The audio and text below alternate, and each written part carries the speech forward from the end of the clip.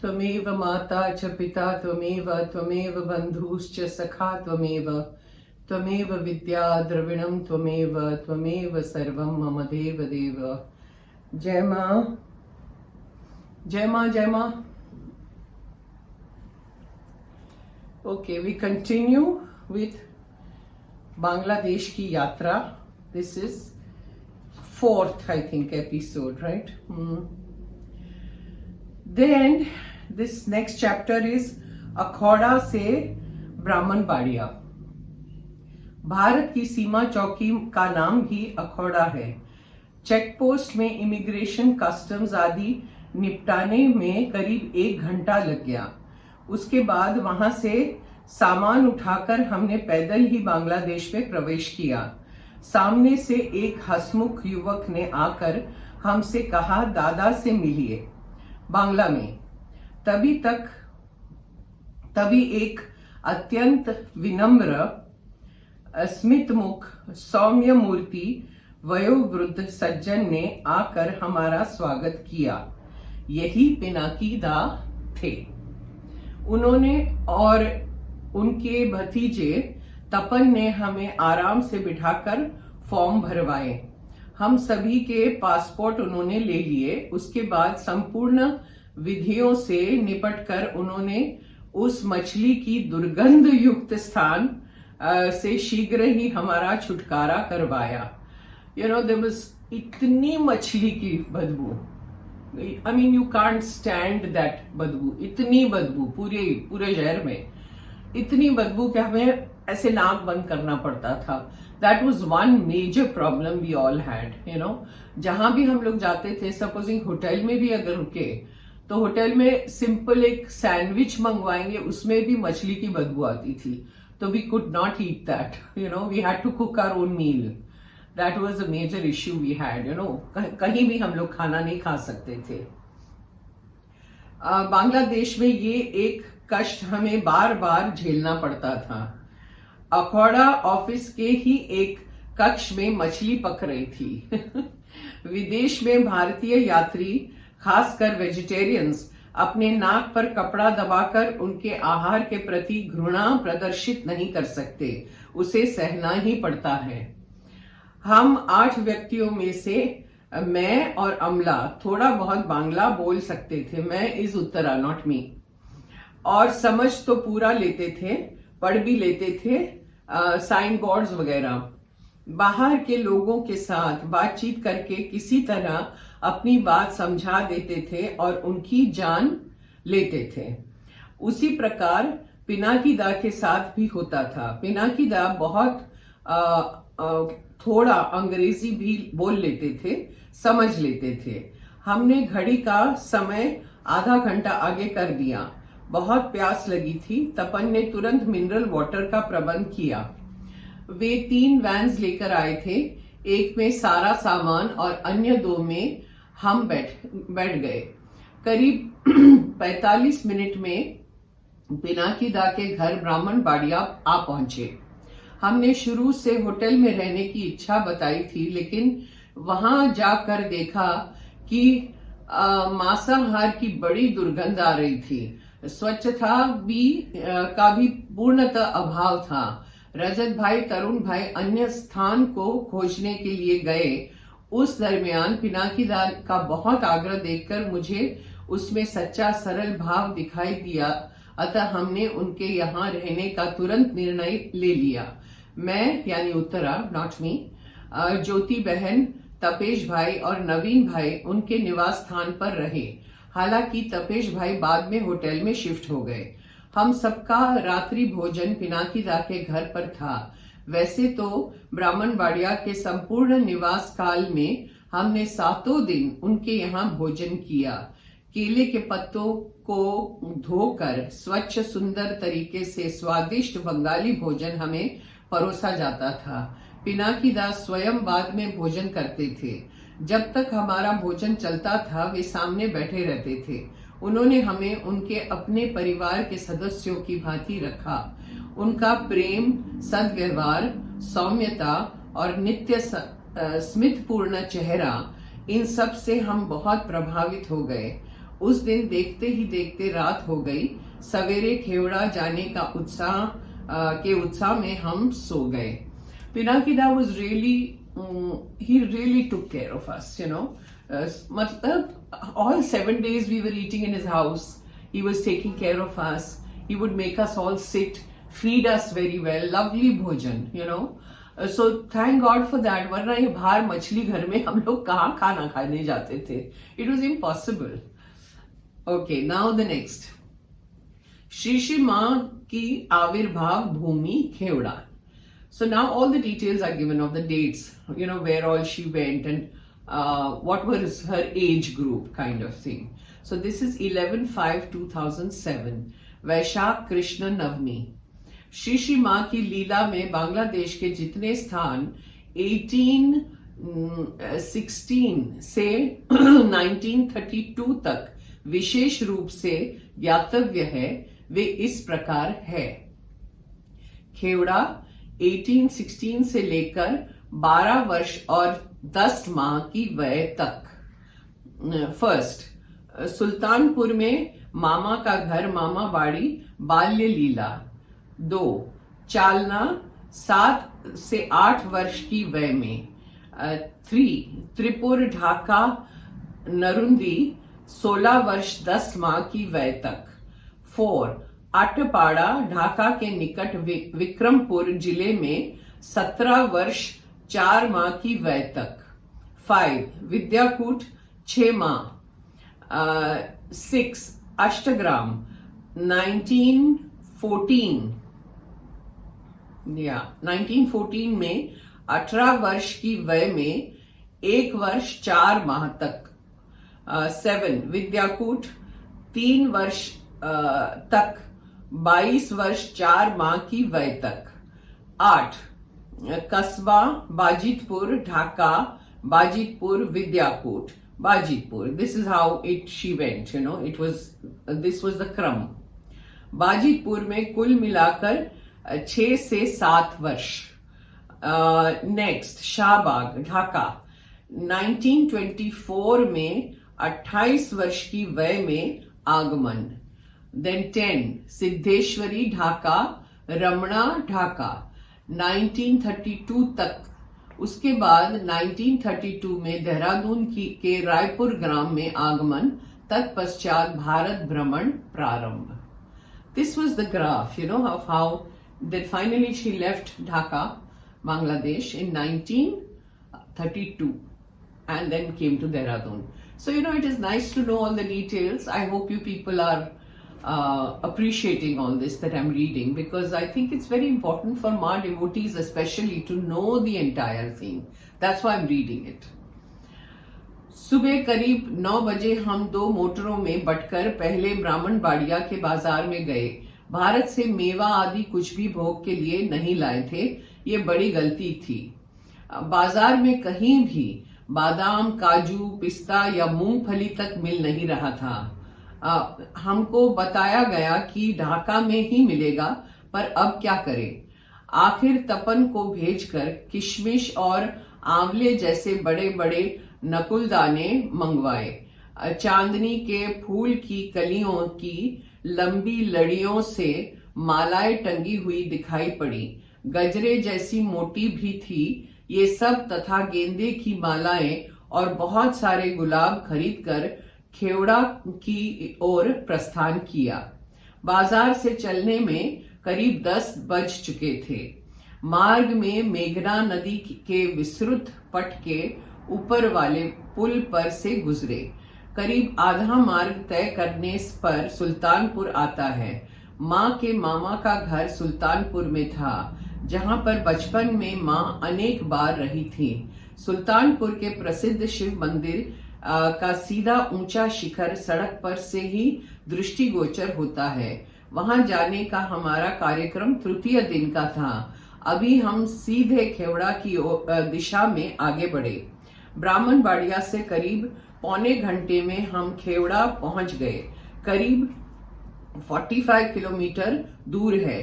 पहले खेड़ा गांव आया, फिर खेड़ेरा और बाद में खेवड़ा.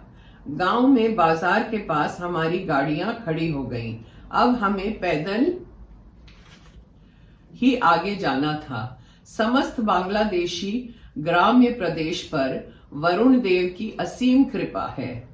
अगण्य तालाब, नदियां, हरे भरे खेत, हरे रंग की भिन्न भिन्न आभा युक्त वृक्षावलियां, नारियल के ढेर वृक्ष और कटहल के बोझ से झुके हुए पेड़, आम, सुपारी, केले जैसे न जाने कितने प्रकार के वृक्ष दृष्टिपथ में आए। कटहल तो इतने बड़े बड़े थे कि जमीन तक झुक गए थे। खेवड़ा में माँ के घर के आसपास भी नारियल, कदम, आम, सुपारी, चंपा, पीपल, कटहल, कदली यानी केला अभी भी है।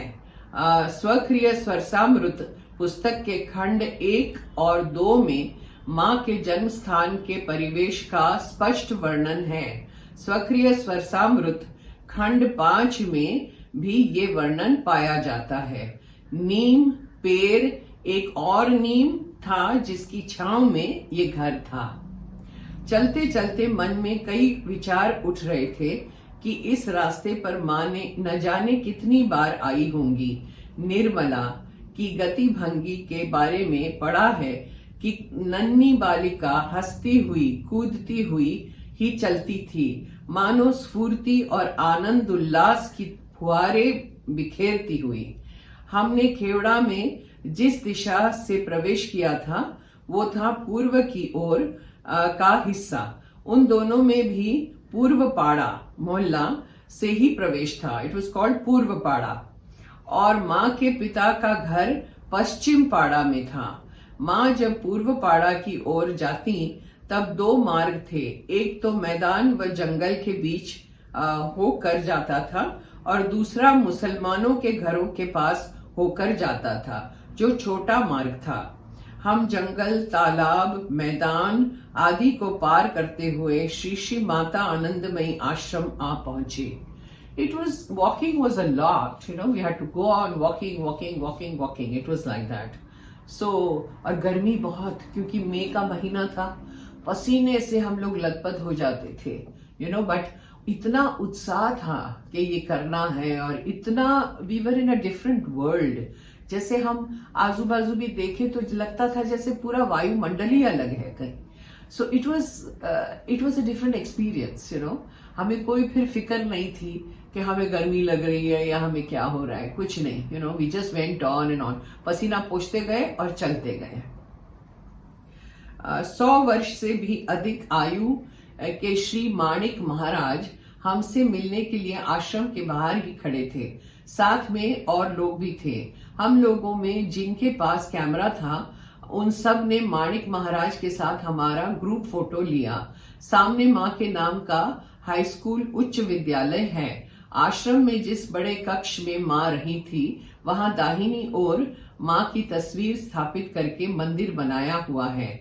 इस आश्रम भवन की स्थापना 1939 की झूलन पूर्णिमा के दिन गुरु प्रिया दीदी के आग्रह से हुई थी।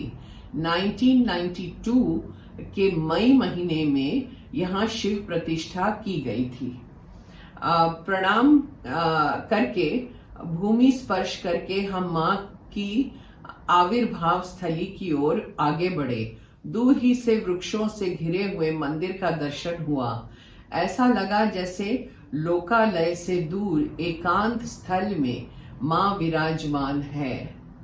पीछे विशाल खुला मैदान था और मंदिर के सामने छोटा सा तालाब। इसी तालाब में माँ बाल्यावस्था में स्नान करती थी। दीदी माँ के आदेश से जल भर कर लाती थी। दीदी माँ को अत्यधिक निर्दोष, सरल और सीधी मानती थी। चिंता भी किया करती थी कि इस सीधी सरल लड़की का संसार कैसे चलेगा। दीदी माँ mummy, I am sure all of you know. एक बार माँ ने कटी पर कलसी रखकर कुछ टेढ़ी अंग भंगी करके दीदी माँ से कहा कि देखो अब मैं सीधी नहीं हूँ। She had put a kalash and she was walking टेढ़ा मेढ़ा she was walking, so cute. एक बार तालाब में अपना ही प्रतिबिंब देखकर बालिका हाव भाव सहित बीच बीच में आकाश की ओर देखती हुई कुछ बोल रही थी। माँ वाज डूइंग दैट। न जाने देव दानव यक्ष किन्नर गंधर्व में से कौन आया होगा माँ की लीला देखने के लिए, पता नहीं। माँ जब बहुत छोटी थी तब एक बार अपने पिता के पास लेटी थी। दादा महाशय का ऐसा भक्त हृदय था कि हरि कीर्तन में पूर्ण रूपेण मग्न हो जाते थे। उनको देश काल का होश नहीं रहता था। सारी रात जागकर बैठे बैठे कीर्तन करते रहते थे। कई बार कीर्तन के आवेश में घर गांव छोड़कर दूर चले जाते थे। कई दिन तक उनका कोई पता नहीं मिलता था। तब गांव के लोग जाकर उनको ढूंढ लाते थे। माँ ने पिता से पूछा, हरि नाम करने से क्या होता है? माँ इज आस्किंग हर फादर। दादा महाशय, हरि कितने बड़े हैं? She is asking. पिता ने कहा, बहुत बड़े हैं। माँ ने पूछा, उस मैदान में समा सकते हैं? There was a huge मैदान, which we saw. So she had pointed to that मैदान and said, इसमें समा सकते हैं। हमने दूर से वही मैदान देखा। मैदान के उस पार जंगल का आभास देती हुई झाड़ियां हैं। माँ के प्राकट्य स्थल पर छोटा सा मंदिर बना हुआ है और आंगन के चारों ओर छोटी दीवार का घेरा है। छोटा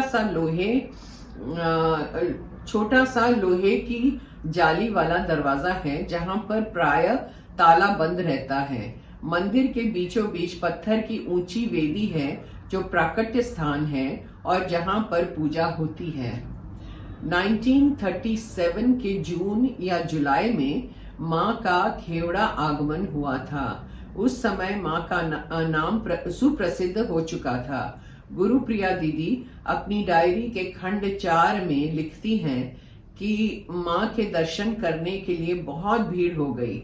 माँ जिस स्थान पर खेलती थी, जिस पुकुर में स्नान करती थी, वे स्थान माँ ने दिखाया।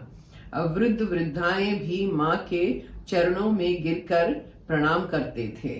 पुकुर मीन्स तालाब, पॉन्ड। पुस्तक में बंगाली सन होने से शायद हमारा 1936 या 37 होगा, ऐसा मानती हूँ। 1946 या 47 में जब माँ का पुनः खेवड़ा आगमन हुआ तब साथ में भक्तगण भी थे। दीदी माँ से पूछा गया कि माँ का प्राकट्य स्थान दिखाइए, तब वे भी निश्चित स्थान नहीं बता पाई। 12 वर्ष 10 माह की वय में जब माँ का विवाह हुआ और माँ जेठ रेवती बाबू के घर रहने गई, उसके बाद दादा महाशय अपना घर व जमीन मुसलमान को बेचकर विद्याकूट में जाकर बस गए। विद्याकूट उनका पैतृक स्थान था। माँ का ख्याल ही ईश्वर इच्छा है, अतः मुसलमानों ने उस घर को आवास नहीं बनाया, रहने के उपयोग में नहीं लिया, अपितु उनकी कृषि की पैदाइश का धान, घास फूस इत्यादि वहां पर भरने लगे। इस प्रकार उस स्थान की शुद्धता पवित्रता में कोई कमी नहीं आई। जब दीदी माँ भी स्थान नहीं दिखा सकी, तब माँ ने जाकर फूस के एक ढेर के ऊपर अपना श्रीहस्त लंबा करके रख दिया। There is a photograph where she is standing near this ghaspus, and she's extended her arm like this. I think I have that photograph with me in my photo gallery, I think. So I'm going to hunt for it, and if I find it, I'll attach it with this video so you can see it. I'm sure most of you must have seen it, but I'll just attach if I find it. If I don't find it, it's fine. रखकर दिखाया, कहाँ है? Okay, स्थान निश्चित हो गया। उसी भूमि को मुसलमानों के पास से आश्रम ने खरीद लिया। वहां पर वेदी तथा मंदिर निर्माण करने के लिए जब नींव खोदी जा रही थी, तब माँ ने अपना एक चरण एक स्थान पर रखा। यही वो निश्चित स्थान था जहां पर जग जननी भगवती का आविर्भाव हुआ था। तद अनुसार उसी स्थल पर वेदी बनाई गई। So it's a wonderful thing, and that's all for today. And you know, I had mentioned in the earlier video that दीदी माँ की जो पहली संतान थी वो चंद दिनों में ही गुजर गई. So later on, when Didi was born, okay, Guru Priya Didi, Ma had once mentioned that this was the sister of the previous birth, you know, that had passed away. And then she was born as Didi in some other house, you know, in her father's house, Akhandanandji's house. And she was always with Ma. So that was the little thing that we got to know about. So now next time I shall see you, and I hope you're enjoying this Bangladesh की यात्रा जो हम लोग ने की और कितनी सारी माहिती मिल रही है. So ज़रूर आप कमेंट करके मुझे बताइए कि आपको कैसा लग रहा है. You know, are you going through the same emotions that I am right now? Because I'm going back into memory lane and it's beautiful. जय माँ. त्वमेव माता च पिता त्वमेव, त्वमेव बन्धुश्च सखा त्वमेव, त्वमेव विद्या द्रविणं त्वमेव, त्वमेव सर्वं मम देव देव. जय माँ, जय माँ, जय माँ, जय माँ.